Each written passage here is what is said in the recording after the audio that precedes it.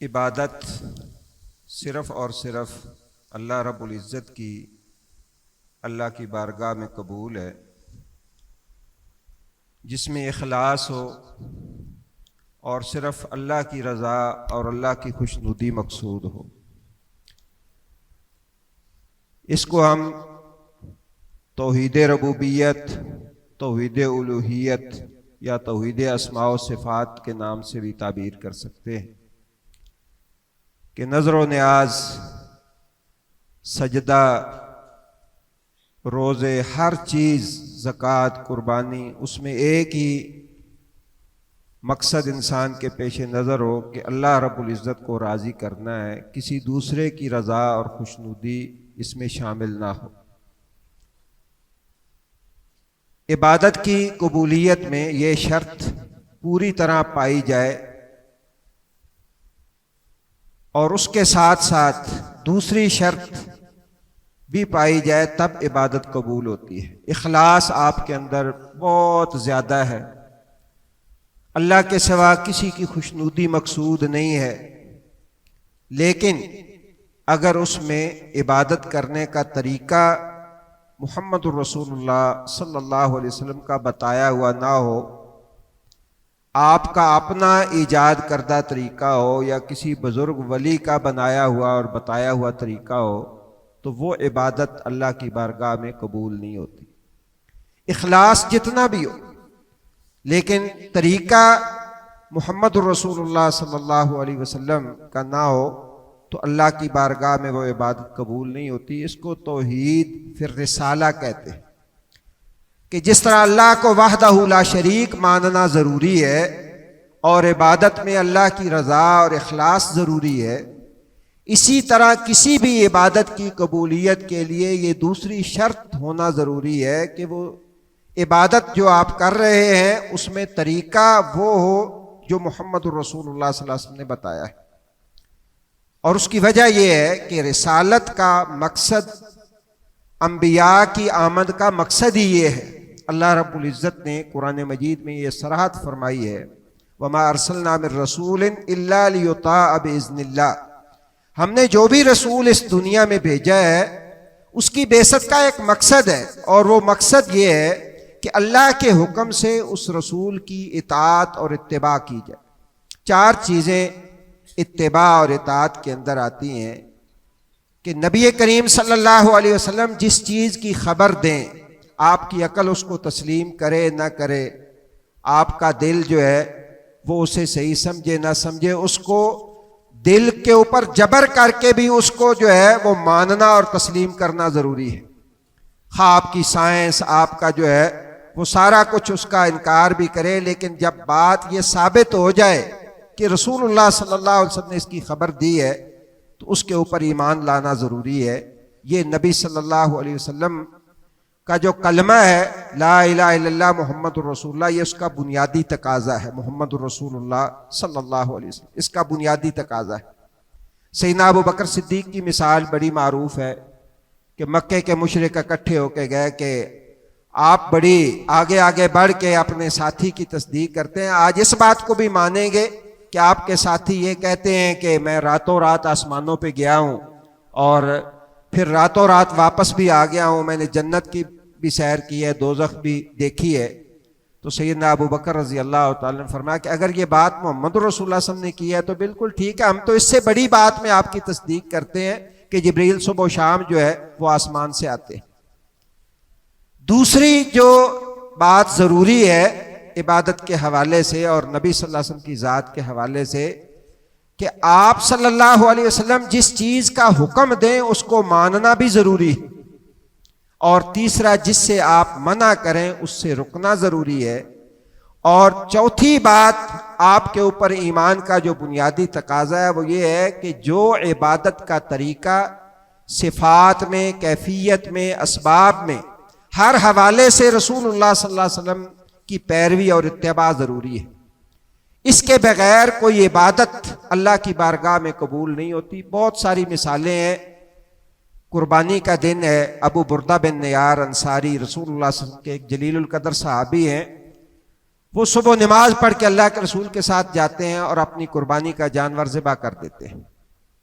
دل میں ارادہ یہ ہے، محلے میں غریب مسکین ہے، آج سب کی طرف سے گوشت آئے گا، سب سے پہلے لوگوں کے منہ میں میری قربانی کا گوشت ہے۔ نیت بہت اچھی ہے، اخلاص ہے اللہ کے لیے، لیکن رسول اللہ صلی اللہ علیہ وسلم نے جب وہ قربانی کا خون دیکھا تو فرمایا کیا ہے یہ؟ بتایا گیا اللہ کے رسول آپ کے ایک جانثار نے قربانی ذبح کر لی ہے۔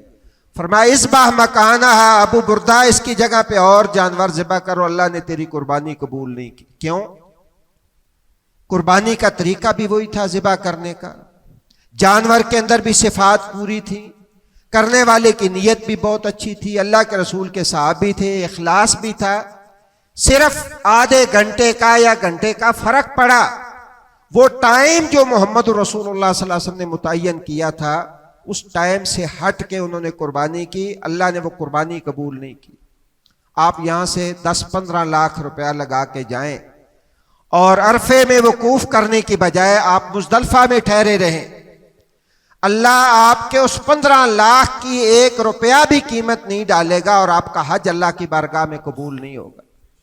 ہم نے آج امت مسلمہ نے یہ سمجھ رکھا ہے کہ یار عبادت ہے نا، نام عبادت ہے، نیکی ہے، کرنی ہے اللہ کو راضی کرنے کے لیے، جو مرضی کر لیں۔ نہیں، یہاں تو آدھے گھنٹے کا فرق پڑ جائے اور 4 فٹ کا 2 فٹ کا فرق پڑ جائے کہ آپ جو ہے وہ عرفات کی بجائے مزدلفہ یا مینا کے اندر ہیں، اللہ رب العزت آپ کا حج قبول نہیں کرے گا، آپ کی قربانی قبول نہیں کرے گا۔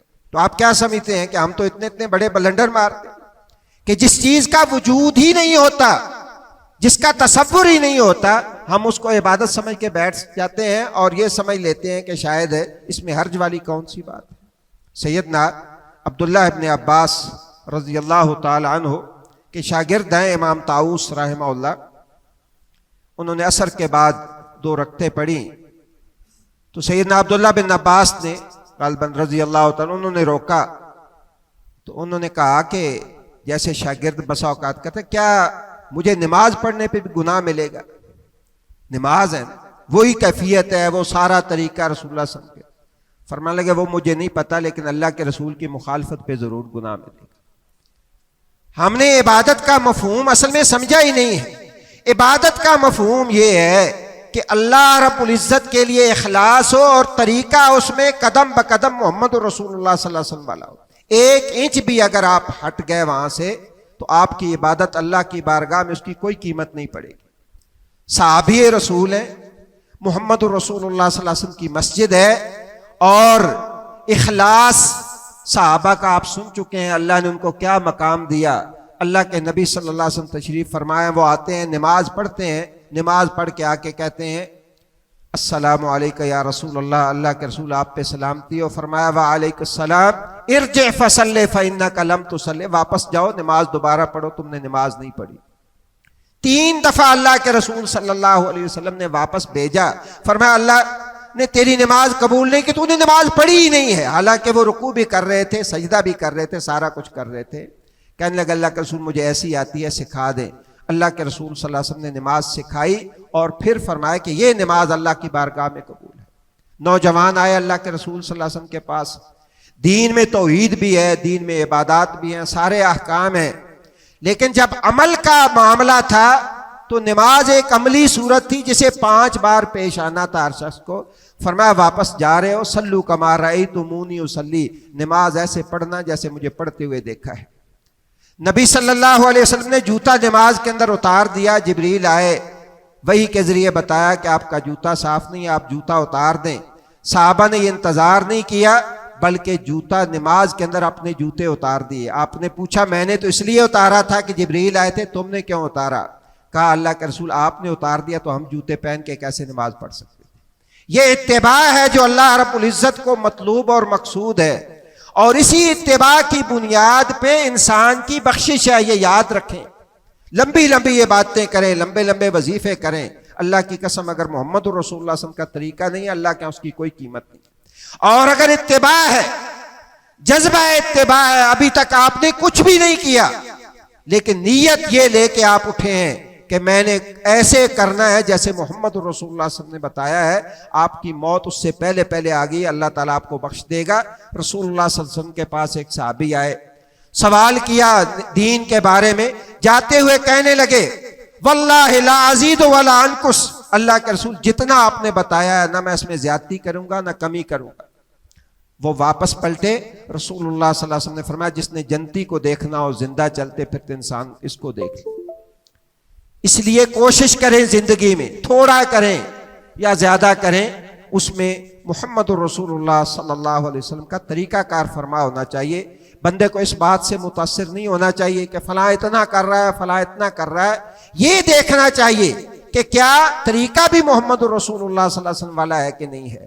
شیخ الاسلام ابن قیم رحمہ اللہ نے فرمایا تھا حوض دو ہیں، جو دنیا کے حوض سے پیے گا وہ آخرت کے حوض میں محمد رسول اللہ صلی اللہ علیہ وسلم کے ہاتھ سے پیے گا۔